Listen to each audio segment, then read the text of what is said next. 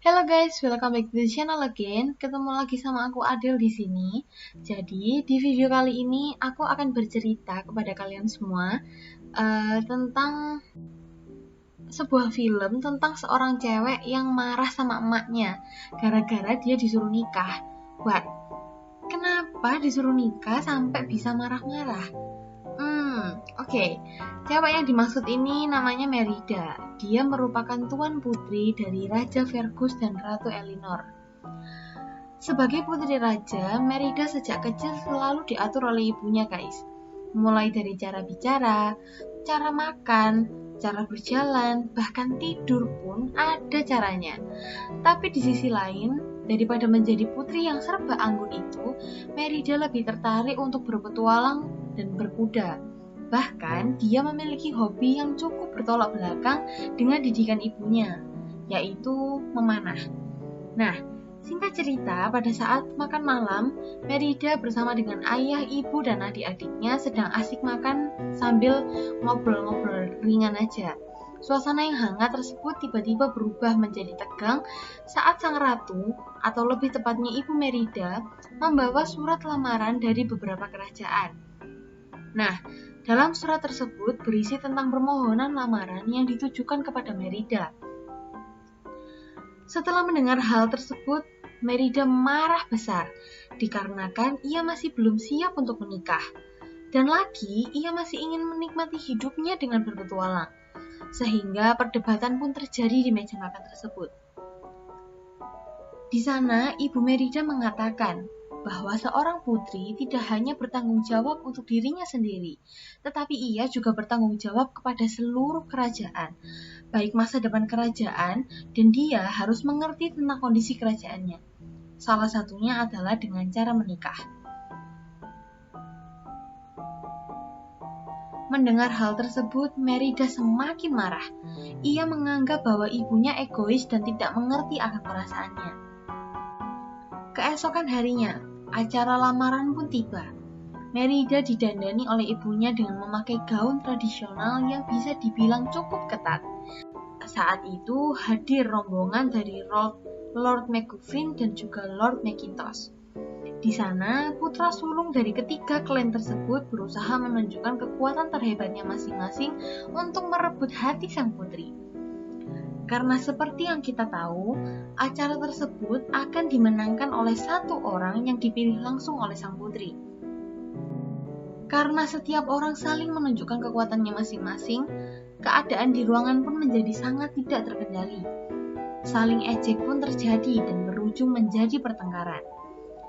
Dengan melihat kegaduhan tersebut, sang ratu pun turun tangan dan langsung menghentikan kericuhan tersebut. Setelah kondisi kembali normal, Merida pun menantang setiap orang yang melamarnya untuk melakukan panahan.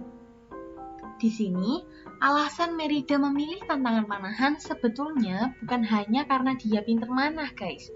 Tapi karena Merida tahu kalau 3 orang cowok yang mau ngelamar dia itu cuma jago main pedang doang dan mereka nggak bisa main panahan. Jadi di sini Merida berniat untuk menggagalkan semua lamaran tersebut. Oke, selanjutnya pada saat sesi panahan dimulai, ternyata dugaannya benar 100%. Di antara mereka semua nggak ada satupun yang bisa main panahan. Di lapangan, mereka semua terlihat sangat gugup dalam memegang busur. Sedangkan di sisi lain, Merida bersama dengan ayah dan ibunya sedang menikmati permainan tersebut. Di sana, para peserta terlihat sangat gugup dan tidak dapat menjalankan kompetisi dengan baik. Sehingga hal tersebut membuat Merida menjadi sangat puas. Namun sayangnya, secara tak sengaja, Widigwall berhasil melesatkan anak panahnya tepat pada sasaran. Melihat hal tersebut, Merida menjadi tidak terima. Ia menganggap bahwa apa yang terjadi barusan hanyalah sebuah keberuntungan. Merida langsung berdiri, mengambil busurnya dan melesatkan anak panah secara berturut-turut pada ketiga sasaran. Dan tepat pada anak panah Widigwall, Merida melesatkan anak panahnya hingga membelah anak panah Widigwall tersebut. Melihat hal tersebut, sang ratu pun marah. Ia menganggap kalau perilaku Merida sudah di luar batas. Pertengkaran di antaranya pun semakin menjadi-jadi. Karena emosi, Merida sampai-sampai merobek kain bergambar dirinya dengan orang tuanya. Melihat hal tersebut, ibunya pun menjadi semakin marah. Ia mengambil senjata milik Merida dan melemparkannya ke dalam api. Dan dengan kejadian itu, Merida pun langsung pergi meninggalkan ibunya. Saat Merida bergegas keluar, Ratu Elinor pun tampak menyesal. Ia langsung mengambil busur yang tengah dimakan api tersebut agar tidak rusak menjadi arang. Karena kemarahannya, ia pergi keluar istana bersama dengan kudanya menuju ke hutan. Merida mengendarai kudanya dengan kecepatan tinggi. Dan tiba-tiba, tanpa disangka-sangka, kudanya tersandung dan membuat Merida terjatuh. Merida berada di tengah-tengah hutan yang sangat sepi. Dan pada saat Merida hendak bangkit, ia melihat cahaya biru yang misterius. Cahaya itu tadi ternyata membentuk sebuah jalan. Karena rasa penasarannya, Merida pun langsung mengikuti cahaya misterius tersebut. Setelah ditelusuri, cahaya tersebut ternyata mengarah ke sebuah rumah tua yang terletak di tengah hutan. Cahaya tersebut mengarahkan Merida untuk masuk ke dalamnya dan akhirnya ia pun mengikutinya. Pada saat Merida masuk ke rumah tersebut, ia bertemu dengan seorang nenek tua. Merida pun menyadari kalau orang tersebut adalah seorang penyihir. Tanpa berpikir panjang, ia langsung saja bertanya, apakah penyihir tersebut bisa merubah ibunya. Tak lama, penyihir tersebut langsung mengeluarkan semua keahliannya. Ia membuat sebuah ramuan dengan mantra rahasianya. Dan hasilnya, ia memberikan sebuah pai untuk diberikan kepada ibu Merida. Tanpa berlama-lama, Merida bergegas pulang dan menemui ibunya. Di sana, ia berbicara dengan ibunya dengan niatan untuk berdamai. Ia pun langsung memberikan kue pai tadi kepada ibunya. Pada suapan yang pertama, Merida penasaran dengan rasanya. Ia pun langsung menanyakannya kepada ibunya. Lalu ibunya mengatakan bahwa rasa kue tersebut sangat aneh, bahkan bisa dibilang hampir basi. Ibunya pun sampai memuntahkan pai tersebut karena tak tahan dengan rasanya. Sementara itu, di sisi yang lain, ayah Merida berusaha menghibur tamu-tamunya tadi. Ia mengajak tamu-tamunya untuk bersenang-senang sambil mengisi waktu mereka dan menunggu kembali kedatangan Ratu dan Merida. Di sisi yang lain, sang ratu tiba-tiba merasakan sakit. Ratu bahkan sampai terjatuh dari tempat tidurnya karena tak tahan dengan rasa sakit perut yang dideritanya. Pada saat Merida hendak membuka selimut yang menutupi tubuh ibunya pada saat terjatuh itu, Merida pun sangat terkejut. Karena ternyata bukan ibunya yang ada di balik selimut itu, melainkan seekor beruang betina. Lah, kira-kira kemana nih ibu Merida? Kenapa tiba-tiba ganti jadi seekor beruang ya? Nah, melihat hal tersebut, Merida pun sangat ketakutan dan menjadi panik. Ia langsung bersembunyi di bawah meja. Namun, perlahan-lahan ia mulai menyadari bahwa beruang tersebut tidak lain dan tidak bukan adalah ibunya sendiri.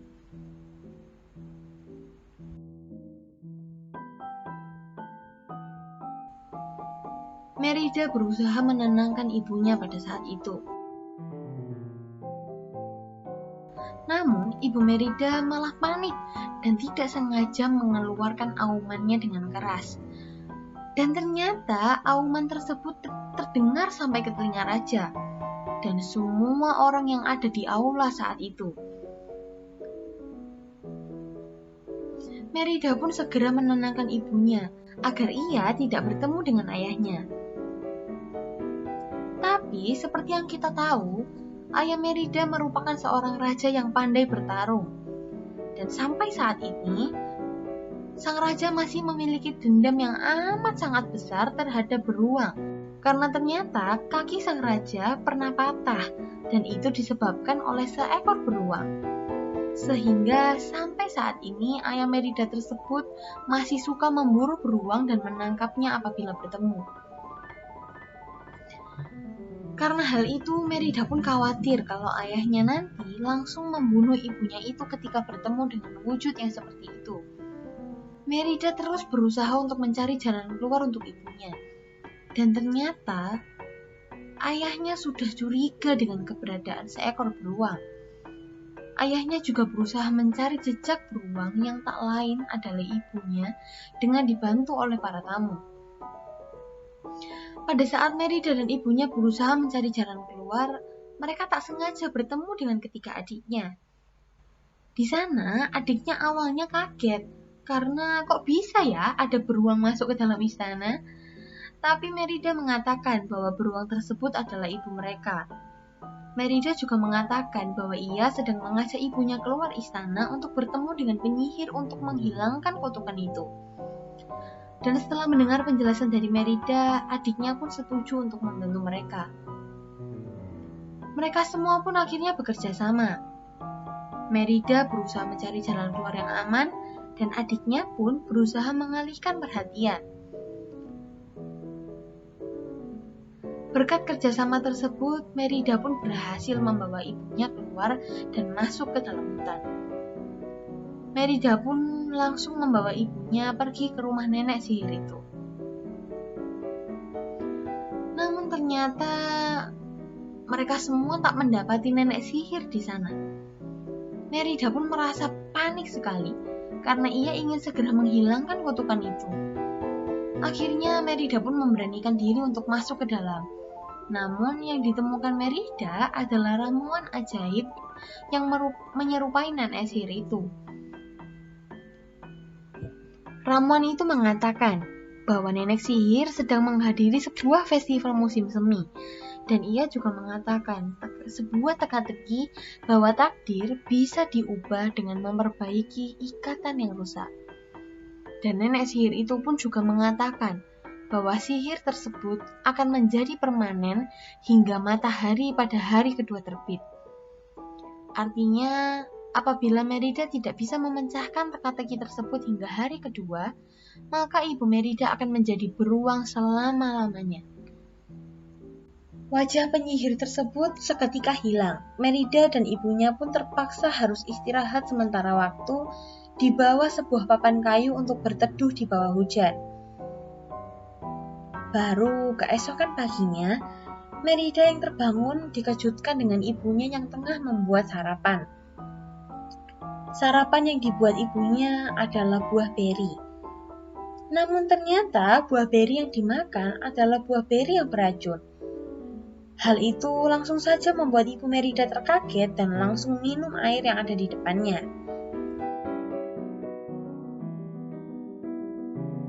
Namun pada saat ibu Merida sedang minum, Merida mengatakan bahwa air tersebut ada cacingnya. Merida pun langsung mengajak ibunya untuk berburu ikan. Pada awalnya, sang ibu menolak, namun akhirnya Merida berhasil membujuknya. Ibu Merida yang awalnya hanya makan satu ikan saja, terus-menerus meminta tambah lagi. Sampai-sampai ibunya pun mencoba untuk menangkap ikan sendiri dan memakannya selayaknya beruang sejati. Setelah puas makan, Ratu Elinor atau Ibu Merida ini tiba-tiba langsung pergi begitu saja. Merida yang khawatir dengan keadaannya langsung saja menghampirinya. Namun pada saat Merida sudah mendekati ibunya tersebut, tiba-tiba ibunya mengaum dengan keras dan ia pun hampir menyerang Merida. Namun tiba-tiba saja Ibu Merida sadar. Ia pun kembali dengan perilakunya yang lama. Dan saat itu ia menyesal dan ia mulai menyadari bahwa perilakunya sekarang sudah menjadi seperti seekor beruang asli. Di saat yang sama, Merida pun berusaha meyakinkan ibunya bahwa semuanya akan baik-baik saja dan kembali seperti semula. Tiba-tiba cahaya biru misterius itu datang lagi.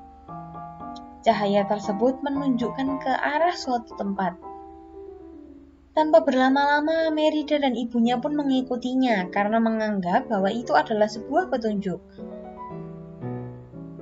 Setelah ditelusuri, cahaya tersebut membawa mereka ke sebuah tempat yang terlihat seperti sebuah kastil yang telah ditinggalkan sejak lama. Dan secara tidak sengaja pula, Merida terjatuh ke dalam bangunan tersebut karena ada beberapa bagian yang runtuh. Di sana, Merida tersadar bahwa ternyata kastil tersebut adalah kastil yang selama ini diceritakan secara turun-temurun. Dan ternyata Merida menyadari bahwa semua itu adalah nyata. Pada saat Merida masuk lebih jauh lagi, ia melihat sebuah ukiran patung dengan wujud 4 orang pria. Namun, patung bagian pria keempat tersebut terpotong. Dan Merida menyadari bahwa hal itu pun terjadi sama seperti permadani milik Merida. Dari situlah Merida kembali mendapat teka-teki bahwa orang yang ada di patung bagian terpisah tersebut bernama Mordu, dan kini Mordu telah menjadi beruang selamanya. Merida juga menyadari kasus yang dialaminya hampir sama dengan kasus Mordu. Sehingga akhirnya Merida bergegas menuju ke istana untuk mengambil lukisan permadani yang telah ia robek. Namun tiba-tiba dari belakang sang Mordu menyerang, dan ibu Merida pun langsung membalas dengan sekuat tenaga. Karena usahanya tadi, mereka berdua pun berhasil lari dari kejaran Mordu. Mereka berdua segera menuju ke istana untuk memperbaiki lukisan permadani mereka yang telah sobek. Namun, sesampainya di sana, mereka mengalami banyak kendala. Hal itu terjadi karena keadaan di istana telah dijaga semakin ketat. Dan mereka pun akhirnya mencari jalan untuk mengendap-endap masuk ke dalam istana. Pada saat tepat berada di depan pintu masuk istana, Merida mengintip ke dalam. Ia melihat bahwa di dalam sedang terjadi kegaduhan yang luar biasa. Ia pun berdiskusi dengan ibunya untuk mencari cara agar bisa masuk ke dalam. Karena tak mungkin bagi ibu Merida untuk masuk ke dalam dengan keadaan wujud seperti beruang. Dari diskusi tersebut, akhirnya didapatlah sebuah ide. Merida pun akhirnya mengalihkan perhatian mereka dengan cara mengajak mereka untuk berbicara. Dari situ, ia berusaha untuk mengkondisikan agar perhatian semua orang bisa tertuju kepadanya. Di saat semua orang sedang fokus kepada Merida, ibu Merida pun mulai mengendap-endap untuk masuk. Sebetulnya, pada saat masuk, ibu Merida sering kali hampir saja ketahuan. Namun, untungnya, ia berhasil mengelabui orang dengan cara menyamar menjadi patung. Oke, kita kembali lagi ke Merida. Merida semakin berusaha berkomunikasi dengan semua orang. Demi mengalihkan perhatian, ia mencari topik, mulai dari pidato ringan, membahas tentang legenda, sampai pendapatnya mengenai perjodohan muda ini. Ia mengatakan bahwa alangkah baiknya semua orang diberi kesempatan untuk mencintai orang pilihannya masing-masing. Dari pendapat Merida tadi, banyak orang yang menentang, karena mau bagaimanapun kita harus mempertahankan tradisi yang telah terjadi turun-temurun itu. Kita tidak bisa merubah tradisi, dan kita wajib mempertahankan kerajaan, salah satunya dengan cara menikah. Namun di sisi yang lain, banyak juga orang yang setuju dengan pendapat Merida. Salah satunya adalah ayahnya sendiri. Pada saat itu juga, semua orang merasa sangat kagum dengan pidato bijak dari Merida tersebut. Nah, sekarang kita kembali lagi ke posisi Ibu Merida. Ternyata Ibu Merida berhasil masuk ke dalam kamar. Merida pun menyusul ke sana dan mulai akan menjahit kain yang sobek itu. Namun sayangnya, jarum dan benang yang dicari mereka tidak kunjung ketemu. Dan pada saat itu juga, perilaku Ibu Merida kembali lagi menjadi beruang yang sejati. Pada saat yang tidak tepat itu, Raja Fergus atau yang disebut juga ayah Merida sedang menuju ke kamar Ratu Elinor untuk mengatakan bahwa anaknya yang bernama Merida itu sudah beranjak dewasa dan menjadi bijak sekarang. Pada saat Raja Fergus masuk ke kamar Ratu Elinor, ia sangat kaget bertemu dengan seekor beruang betina dengan tubuh yang sangat besar. Ia langsung menyerang beruang itu. Namun Merida berusaha untuk meyakinkan ayahnya. Ia berkata bahwa beruang betina yang sedang ia serang itu adalah ibunya. Namun di sini tentu saja ayahnya tidak percaya dan menganggap bahwa Merida sedang mengatakan omong kosong belaka. Ayahnya pun memutuskan untuk mengunci Merida di dalam kamar demi keamanannya. Namun sementara itu, ayahnya tetap berusaha untuk mengejar beruang betina itu sampai keluar istana. Di sisi lain, Merida yang tengah berusaha keluar kamar terlihat sangat putus asa. Ia akhirnya memanggil ketiga adiknya untuk mengeluarkannya. Namun di sini, Merida juga kaget bahwa ternyata adiknya tersebut juga berubah menjadi 3 beruang kecil yang sangat lucu. Dan ternyata adiknya juga telah memakan pai yang sama yang telah dimakan oleh Ibu Merida sebelumnya. Oke, tapi nggak apa-apa. Berkat bantuan adiknya, Merida akhirnya bisa keluar dari kamar itu. Ia pun langsung bergegas pergi keluar istana dengan kudanya. Dan di sana ia menemukan bahwa ibunya tengah diserang habis-habisan oleh ayahnya dan semua orang yang ada di sana. Merida pun berusaha untuk membela ibunya itu. Tapi saat itu ayahnya pun tetap tidak percaya. Terpaksa Merida pun menyerang ayahnya dengan pedang demi melindungi ibunya. Dan di tengah-tengah pertengkaran hebat tersebut, tiba-tiba datanglah beruang jantan yang bernama Mordu tadi yang sempat ia temui saat itu. Di sana Mordu menyerang semua orang, termasuk Merida. Melihat hal tersebut, Ibu Merida marah besar dan langsung menyerang Mordu habis-habisan. Di sana Ibu Merida dan Mordu bertengkar hebat. Namun pada akhirnya Mordu berhasil dikalahkan oleh Ibu Merida. Ya begitulah guys. Jika seorang ibu udah turun tangan karena melihat anaknya disakiti, ia tiba-tiba memiliki kekuatan penuh untuk melindungi anaknya itu. Bahkan bisa melebihi seekor beruang jantan yang sangat kuat. Dari sini kita semua juga tahu bahwa Mordu merupakan pangeran keempat dari kerajaan legenda yang telah berubah menjadi beruang hingga saat ini untuk selama-lamanya. Dari situ keadaan pun berubah menjadi sangat hening. Dari langit tiba-tiba terlihat bahwa matahari hampir terbit. Dari situ Merida mengingat kata-kata penyihir bahwa mantra tersebut akan menjadi permanen setelah matahari terbit pada hari yang kedua.